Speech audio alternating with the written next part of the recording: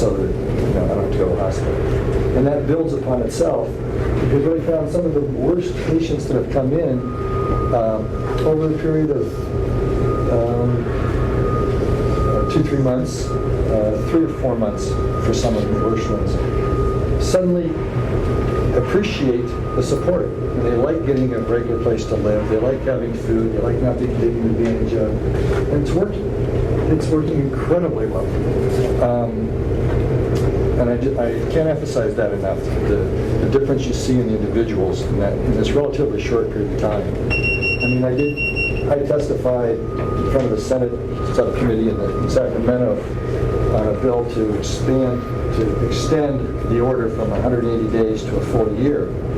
And there was nobody really had anything to say against it. It only failed because it was the wrong party had filed the bill, and the opposing party wasn't going to vote for it, so it didn't get out of committee. But 12 months just makes more sense, because what I've been doing is, when it gets near the end of the 6-month order, if the person, a few of them have opted to just let it expire and go about their business. A couple people have subsequently, after about a year, decompensated again.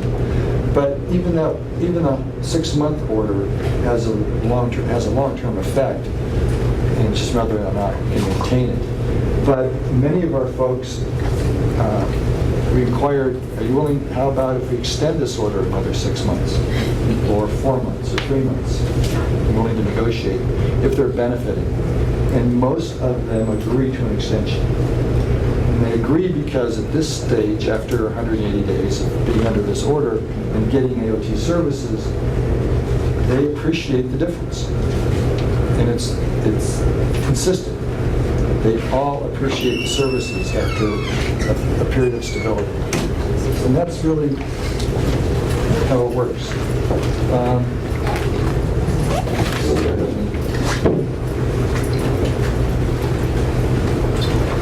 Right. So the way I refer to it is there's the part of the referral part, then there's the court hearing, then there's the post-hearing, post-order supervision, which is a much more collaborative process. And that's really where things happen, because that's where the personal service coordinator is interacting with the person on a regular basis, several times a week, usually at least. The person's coming into the provider's offices for various treatments, whether it's group, doctor's meetings, etc. And then coming once in a while to the court to find out, to sort of get the first couple times to court, it's like, it's going to yell at me, it's going to jail, what's going to happen? But then it becomes, I'm just going to see the judge to tell him what's happening.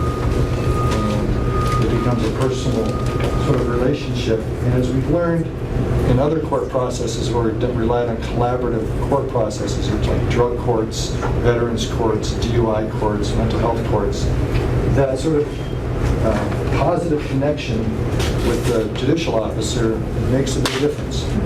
And they get some positive feedback from that. So it becomes sort of like a good experience, coming to court and having a good experience. And we use that to grow on. In a nutshell. Yes. So I buy the collaborative process, but all of our patients are going to collaborate, but they're not going to take medications. They'll collaborate on going to appointments. Is there a point in time where you say, I'm sorry, I know you don't agree to this. This is here. We're going to give you an injection once a month. Does that ever come down? Because I can't do it. You can't do that because they have to agree to it. Right. I don't. Okay. Even under a court order, I can't forcibly medicate them. It still requires a rehearing process. In the hospital. Yeah. Right. So this doesn't. It doesn't. I can't force anybody to take meds. I can coerce them, however. Gotcha. And I do. It's like, okay, I know you don't want to take meds. I know you don't want to take meds. You told me that. I just want you to go to the doctor and tell them, listen, just promise me you'll listen to why she thinks she should take meds. Right. Okay. I just want you to listen to why she thinks so. And then tell her why you don't want to. Just have a discussion. And 9 times out of 10, they're more than happy to have that discussion. Sure. Yeah. And then when they come back in 2 weeks, I say, did you have a discussion? Yeah. When's your next appointment with the doctor? Okay. Same order. Have a discussion. After about a month and a half, a couple patients have agreed to try the med. They negotiated with the doctors which meds, which ones they've had in the past, and which ones made them feel crazy, which ones made them spastic. But It's the relationship building. And relationship building cures a whole lot of, overcomes a lot of barriers. Yes. Can you give us like kind of the worst case scenarios? Obviously, if they're going to be voluntary in entering the assisted outpatient treatment program, great. But then, we know that statistically there are very few, like in Nevada County, that you do run into where, okay, they're not really they're not going along voluntarily, but we're going to put them on AOT anyway. And then how does that turn out? What he's referring to is, I described that what we try to do is get them to sign a settlement agreement, and then I sign the order with their agreement. But there's about, what's about 10% that doesn't work for it. But that's a pretty amazing statistic right there, that only 10% require a contested hearing with all their due process rights apply. And the cases so far, I've still found that the person meets criteria and I've issued the orders. And so I've told them, you've had your hearing, I'm issuing these orders, I want you to go to your doctor's appointment, I want you to go to this group session, I want you to meet with this counselor, and this personal service coordinator is going to come to your house with your meds tomorrow morning and start providing you your meds. And I expect you to at least honor this order I'm putting on you today. And those folks I have come back usually within a week for a status review in front of them. An aside on status reviews. The statute requires only a progress report within 60 days. And that, to me, is just pointless, because it only requires a written report from the provider.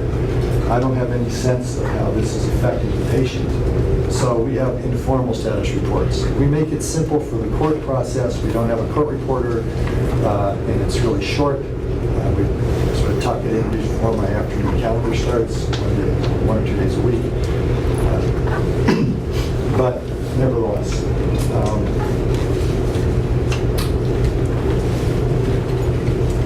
other questions?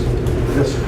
This is very helpful, by the way, both of you. What about people with who also use substances? And thinking about a lot of people who are psychotic. I imagine there's a lot of problems. And it's the same thing. I'm saying, okay, I always have that. It's kind of a rote discussion, and cover these to all of you. But I basically have this discussion with them about, you're smoking a little meth, you're smoking a little pot, you're taking excitement. I said, well, you know how your brain works. It's all chemical stuff going on, and you're mixing it up without knowing how this works. So I try to give them that sort of intellectual, scientific approach to maybe you should not take one or the other for a while and see how it works. And try to get them to promise to back off their use of illicit substances. And it works a little bit. I'm surprised, actually. But I've got them to cut down.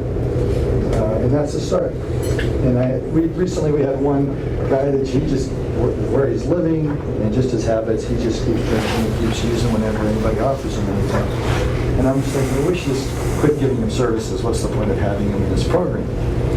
And a much wiser retired judge who was visiting one day that I was venting to said, has he been arrested since he's been in the program? Well, no. He's always getting arrested before. Is he getting as high as much as he used to? No. He says, well, then you're being successful. Just change your definition.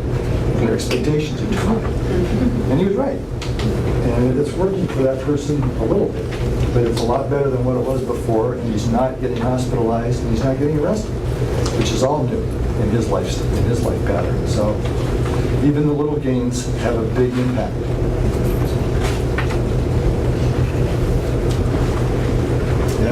I just can't help but be curious about the people who, the 10% try to compel them into nursing and they're just not going to take the treatment. What happens? They don't want to collaborate. The 10% ended up collaborating. So you haven't had any... We just keep pushing. We have some people that have they just continue to decompensate. That's the other aspect of this. Those that continue to decompensate are going to get 51 50. One person got arrested for a serious felony. The rest just ended up 51 50, or some of them LPS. Two of them, after their LPS experience, and they usually got a 52, 53, and they were gone for a while. And about 6 months later, they came back through on a new petition and did better the second time. And now this one of those. I have one woman who did 3 petitions over a 2-year period just totally resistant, paranoid, didn't want anybody messing with her at all. On the third time, she got through the program. She lasted 180 days, and that was over a year ago. She's living in an apartment with 2 other women. She's active in some social groups. It works. It just, once may not be enough. Is it preventing LPS conservatorships? A lot.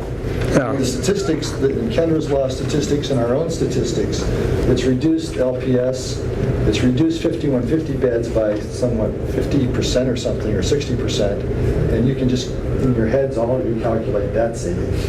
It's reduced jail beds by about 60%.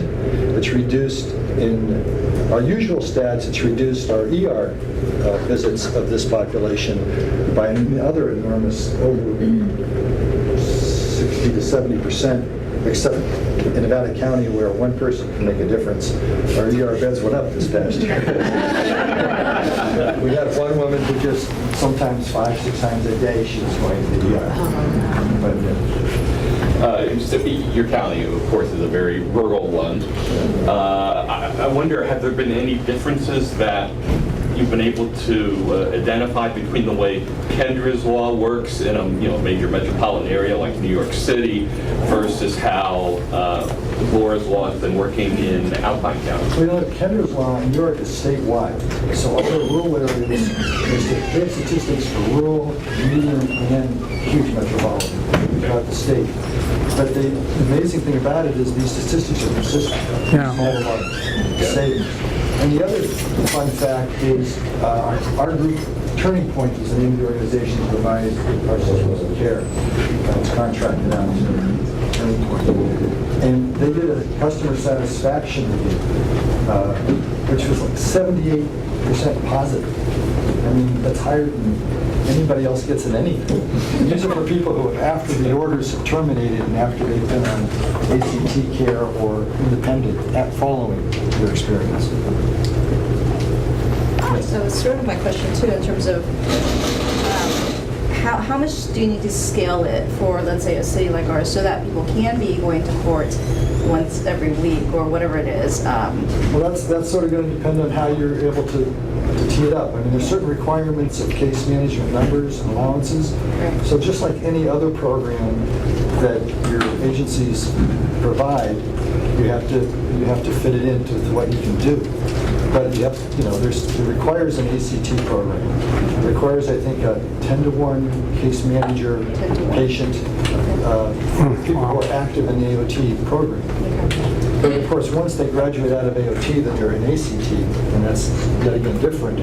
But you still have the wraparound supportive services. It's all about supportive services. It's all about just encouragement and support.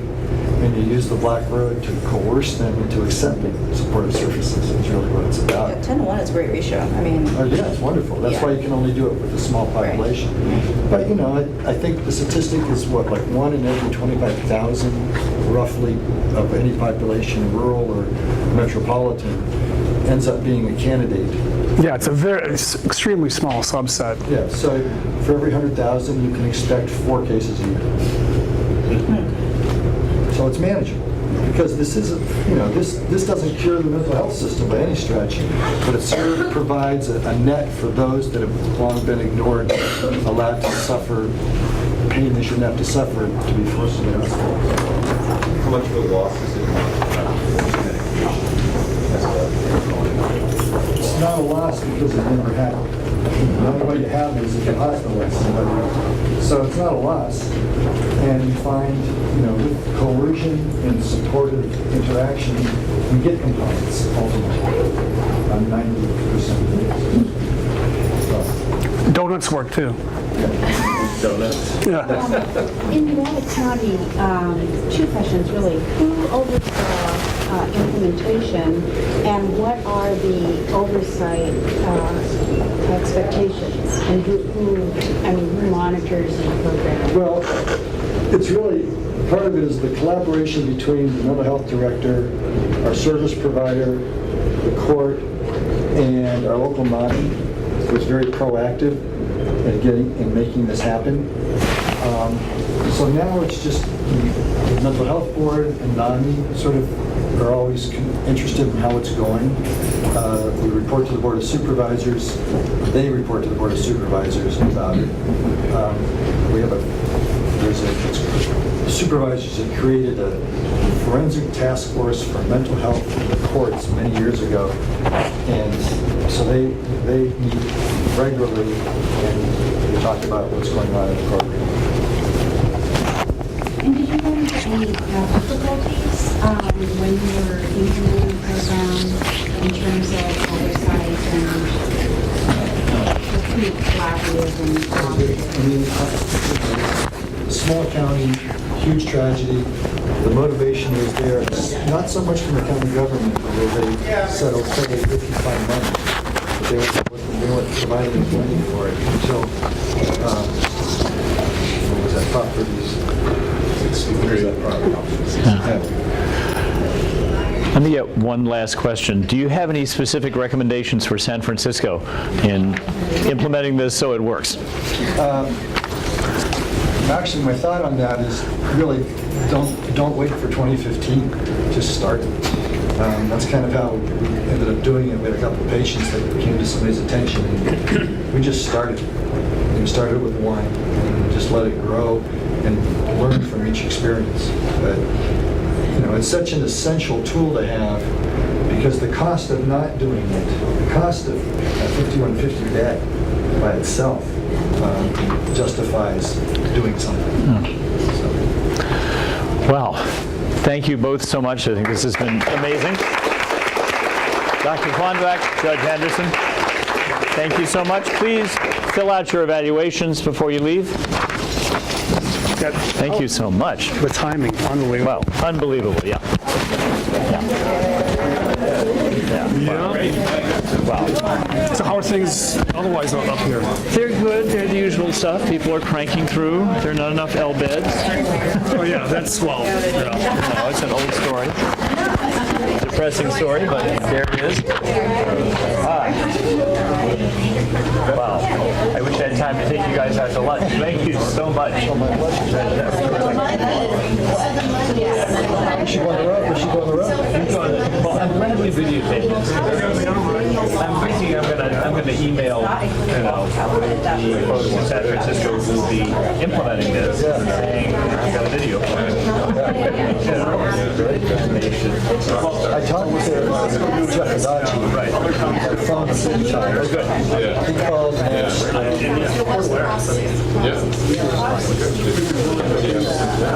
and asked, because I was a defense attorney at San Francisco, so we have known him for a long time. So that worked out.